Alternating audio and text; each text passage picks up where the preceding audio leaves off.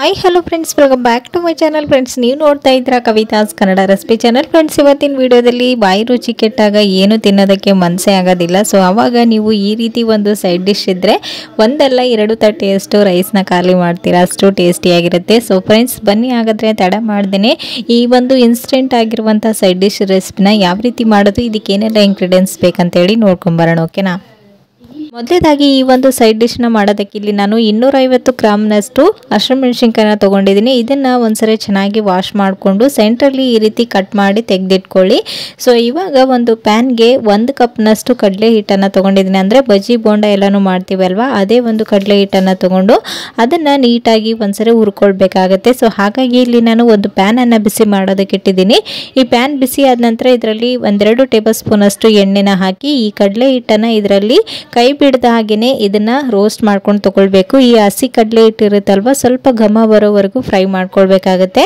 So ಮೊದಲಿಗೆ ಈ ಒಂದು ಕಡಲೆ ಹಿಟ್ಟನ್ನು ಹಾಕಿದ ತಕ್ಷಣ ಅದು ಎಣ್ಣೆ ಎಲ್ಲನೂ ಹೀರ್ಕೊಂಡು ಗಟ್ಟಿ ಆಗುತ್ತೆ. ನಂತರ ಇದು ಸ್ವಲ್ಪ ಫ್ರೈ ಆಗೋದಕ್ಕೆ ಸ್ಟಾರ್ಟ್ ಆದ ತಕ್ಷಣ ನಂತರ ಅದು ಮತ್ತೆ ಈ ರೀತಿ ತೆಳು ಆಗಿಬಿಡುತ್ತೆ. ಸೊ ಅಲ್ಲಿವರೆಗೂ ಇದು ಒಂದು ಒಳ್ಳೆ ಘಮ ಬರೋವರೆಗೂ ಈ ರೀತಿನೇ ಫ್ರೈ ಮಾಡ್ಕೊಳ್ಬೇಕು. ನೀವು ಇದನ್ನ ಮಿಕ್ಸ್ ಮಾಡ್ಕೊಳ್ತೇನೆ ಫ್ರೈ ಮಾಡ್ಕೊಳ್ಬೇಕು. ನೀವು ಹಾಗೇನೆ ಬಿಟ್ಬಿಟ್ರೆ ಬೇಗನೆ ಸೀದೋಗುತ್ತೆ. ಸೊ ಅವಾಗ ಈ ಒಂದು ಸೈಡ್ ಡಿಶ್ ಟೇಸ್ಟಿಯಾಗಿ ಬರೋದಿಲ್ಲ.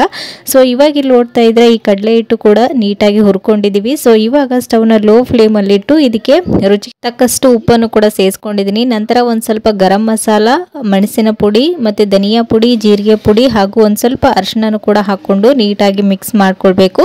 ಹಸಿಮೆಣಸಿನಕಾಯಿ ಅಷ್ಟೊಂದು ಖಾರ ಇಲ್ಲ ಅಂತೇಳಿ ನಾನಿಲ್ಲಿ ಒಂದು ಅರ್ಧ ಟೇಬಲ್ ಸ್ಪೂನ್ ಅಷ್ಟು ಚಿಲ್ಲಿ ಪೌಡರ್ ಕೂಡ ಹಾಕೊಂಡಿದ್ದೀನಿ. ಹಸಿಮೆಣಸಿನಕಾಯಿ ಖಾರ ಇರುವಂತದ್ದು ತಗೊಂಡ್ರೆ ನೀವು ಇದನ್ನ ಸ್ಕಿಪ್ ಮಾಡ್ಬೋದು.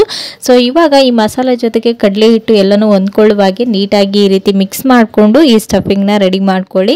ಸೊ ಸ್ವಲ್ಪ ತಣ್ಣಗಾದ ನಂತರ ಇದನ್ನ ಒಂದು ಬೌಲ್ಗೆ ತೆಗೆದುಕೊಂಡಿದ್ದೀನಿ. ಸೊ ಮೊದಲಿಗೆ ಕಟ್ ಮಾಡಿ ಇಟ್ಕೊಂಡಿದ್ವಲ್ವ ಈ ಮೆಣಸಿನಕಾಯಲ್ಲಿ ಈ ಒಂದು ಸ್ಟಫಿಂಗ್ನ ನೀಟಾಗಿ ಫಿಲ್ ಮಾಡಬೇಕು. ಸೊ ವಿಡಿಯೋದಲ್ಲಿ ತೋರಿಸಿದಾಗೇನೆ ಎಲ್ಲ ಹಸಿಮೆಣಸಿನಕಾಯಲ್ಲೂ ಈ ಸ್ಟಫಿಂಗ್ನ ಫಿಲ್ ಮಾಡ್ಕೊಂಡಿದ್ದೀನಿ. ಸೊ ಈ ರೀತಿ ಫಿಲ್ ಮಾಡ್ಕೊಂಡ ನಂತರ ಇವಾಗ ಅದೇ ಪ್ಯಾನಲ್ಲಿ 2 ಟೇಬಲ್ ಸ್ಪೂನ್ ಅಷ್ಟು ಎಣ್ಣೆನ ಹಾಕೊಂಡಿದ್ದೀನಿ. ಎಣ್ಣೆ ಕಾದ ನಂತರ ಇದರಲ್ಲಿ ಒಂದು ಸ್ವಲ್ಪ ಸಾಸಿವೆ, ಜೀರಿಗೆ, ಕರಿಬೇವು, ಒಂದು 5-6 ಬೆಳ್ಳುಳ್ಳಿನ ಈ ರೀತಿ ಸಿಪ್ಪೆ ಬಿಡಿಸಿ ಜಜ್ಜಿ ಹಾಕೊಳ್ತಾ ಇದ್ದೀನಿ, ಟೇಸ್ಟ್ ಚೆನ್ನಾಗಿರುತ್ತೆ ಅಂತೇಳಿ. ಸೊ ಇವಾಗ ಇವೆಲ್ಲವೂ ಫ್ರೈ ಆದ ನಂತರ ಇದರಲ್ಲಿ ನಾವು ಮೊದಲಿಗೆ ಫಿಲ್ ಮಾಡಿ ಇಟ್ಕೊಂಡಿದ್ವಲ್ವ ಈ ಹಸಿಮೆಣಸಿನಕಾಯಿನ ಹಾಕೊಂಡು ನೀಟಾಗಿ ಫ್ರೈ ಮಾಡ್ಕೊಳ್ಬೇಕು. ಜಾಸ್ತಿ ಫ್ರೈ ಮಾಡ್ಕೊಂಡ್ರೆ ಸ್ಟಫಿಂಗ್ ಔಟ್ ಸೈಡ್ ಬಂದ್ಬಿಡುತ್ತೆ. ಸೊ ಹಾಗಾಗಿ ನೀವು ಒಂದು ಸ್ವಲ್ಪ ನಿಧಾನವಾಗಿ ಇದನ್ನ ಸ್ಟವ್ನ ಲೋ ಫ್ಲೇಮಲ್ಲಿ ಇಟ್ಟು ಮಿಕ್ಸ್ ಮಾಡ್ಕೊಳ್ತೇನೆ ಈ ಹಸಿಮೆಣಸಿನಕಾಯಿನ ಫ್ರೈ ಮಾಡ್ಕೊಳ್ಳಿ. ಎಷ್ಟು ಚೆನ್ನಾಗಿ ಫ್ರೈ ಮಾಡ್ಕೊಳ್ತೀರಾ ಅಷ್ಟು ಟೇಸ್ಟಿಯಾಗಿ ಬರುತ್ತೆ. ಸೊ ಇಲ್ಲಿ ನೋಡ್ತಾ ಇದ್ರೆ ಇವಾಗ ಒಂದು ಸೈಡ್ ನೀಟಾಗಿ ಫ್ರೈ ಆಗಿದೆ. ಈ ರೀತಿ ನಿಧಾನವಾಗಿ ಟರ್ನ್ ಮಾಡಿಕೊಂಡು ಎರಡೂ ಕಡೆನೂ ಈ ರೀತಿ ಮಿಕ್ಸ್ ಮಾಡ್ಕೊಳ್ಳಿ. ಲಾಸ್ಟಲ್ಲಿ ಉಳಿದಿತ್ತಲ್ವ ಸ್ಟಫಿಂಗ್, ಅದನ್ನು ಕೂಡ ಸೈಡಲ್ಲಿ ಹಾಕಿ ಮಿಕ್ಸ್ ಮಾಡಿದರೆ ಸ್ಟಫಿಂಗ್ ಹಸಿಮೆಣಸಿನಕಾಯಿ ರೆಡಿ ಆಗುತ್ತೆ. ತುಂಬಾ ಟೇಸ್ಟಿಯಾಗಿರುತ್ತೆ. ನೀವು ಮಿರ್ಚಿ ಬೋಂಡ ಎಲ್ಲನೂ ತಿಂತೀರಲ್ವ, ಸೊ ಆ ಟೇಸ್ಟ್ ಕೊಡುತ್ತೆ. ರೈಸ್ ಜೊತೆಗೆ ಒಂದು ಸ್ವಲ್ಪ ತುಪ್ಪ ಹಾಕ್ಕೊಂಡು ಈ ಒಂದು ಹಸಿಮೆಣಸಿನಕಾಯಿನ ಮಿಕ್ಸ್ ಮಾಡ್ಕೊಳ್ತಾ ತಿಂದರೆ ಒಂದಲ್ಲ 2 ತಟ್ಟೆಯಷ್ಟು ರೈಸ್ನ ಖಾಲಿ ಮಾಡ್ತೀರಾ, ಅಷ್ಟು ಟೇಸ್ಟಿಯಾಗಿರುತ್ತೆ. ಹಾಗೆಯೇ ನೀವು ರೊಟ್ಟಿ ಚಪಾತಿ ಜೊತೆಗೂ ಇದನ್ನು ಸರ್ವ್ ಮಾಡ್ಬೋದು. ಸೊ ನೋಡ್ತಾ ಇದ್ದೀರಲ್ವ ಎಷ್ಟು ನೀಟಾಗಿ ಫ್ರೈ ಆಗಿದೆ ಅಂತ.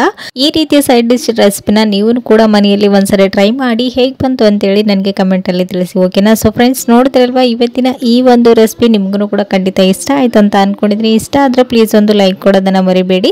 ಮತ್ತೆ ನಾಳೆ ಹೊಸ ರೆಸಿಪಿಯೊಂದಿಗೆ ಮತ್ತೆ ನಿಮ್ಮನ್ನ ಮೀಟ್ ಮಾಡ್ತೀನಿ ಫ್ರೆಂಡ್ಸ್. ಅಲ್ಲಿವರೆಗೂ ಟೇಕ್ ಕೇರ್, ಬಾಯ್.